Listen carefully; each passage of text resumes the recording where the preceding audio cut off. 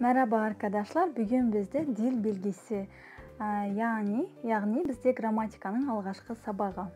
Ең алғашқы тақырыбымыз зарф фил. Зарф деген үстеу деген сөз. Қазақшадағы фил деген етістік, оны білесіздер. Яғни үстеу етістігі. Мысалы, бізде қазақ тілінде бар ғой, анасының жанына жүгіререк кетті. Яғни етістіктің қалай жасалғандығын сипаттайтын зарф фил деп аталады. Жасалу жолы, қараңыздар, фил, яғни етістік, етістікке қосылатын жалғау арак, ерек деген жалғау жалғанады етістікке, солай жасалады. Мысалы, мына жақта өрнек дегенге қараңыздар. Аннесінің янына кошарак кетті. Анасының жанына жүгіререк барды. Кошарак, кошмак деген жүгіру деген етістікке арак деген жалғау жалғанып, кошарак жүгіререк барды. Her sabah okula yürüyerek gidiyorum.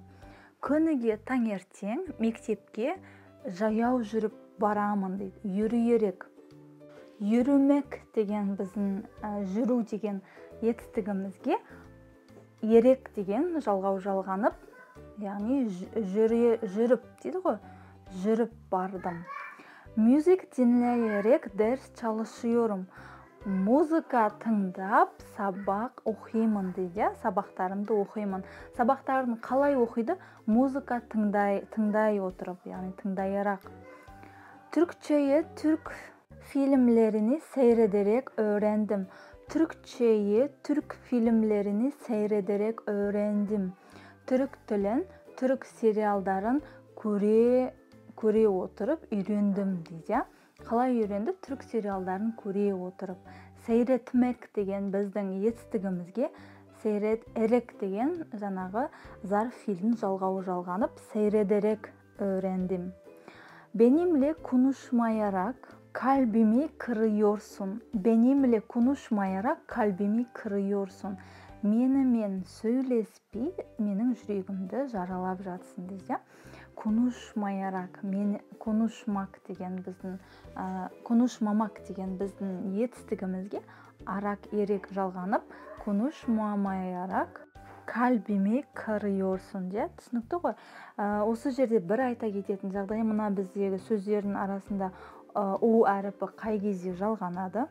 Бұл негізі түркшедегі е харфі, бұл кайнашма харфі деп аталады. Түркшеде екі дауысты дыбыс қатарымен келіп қалса, осы е кайнашма харфі қосылады, солай жазылады. Егер екі дауысты дыбыс қатарынан келіп қалса, ол дұрыс емес. Міндетті түрде осы е кайнашма әріпі қосылып жазылуы керек.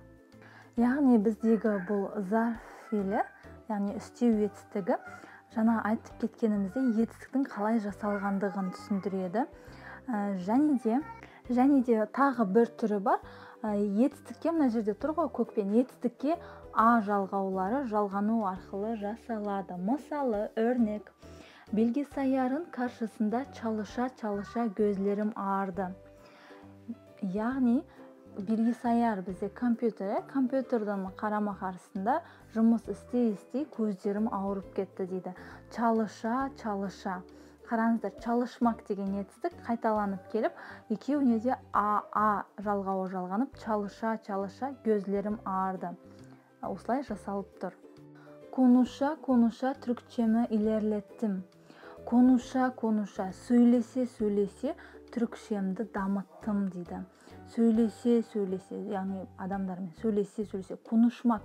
Konuşmak деген сөздің түбіріне а жалғауы жалғана отырып жасалынып тұр. Сөйлесе түрікшемді дамыттым. Bir-birimizi görmeye unuttuk. Bir-birimizi көрмей ұмыттық дейді. Görmeye. Яғни бағана арак ерек еді ғой, бұл жерде етістікке а және де е жалғанады. Көріп тұрсыздар ғой. Görmeye. Piknikten güle oynaya eğlendik. Piknikte güle oynaya eğlendik. Piknikte күліп ойнап көңіл көтердік дейді. Piknikте қалай көңіл көтердік?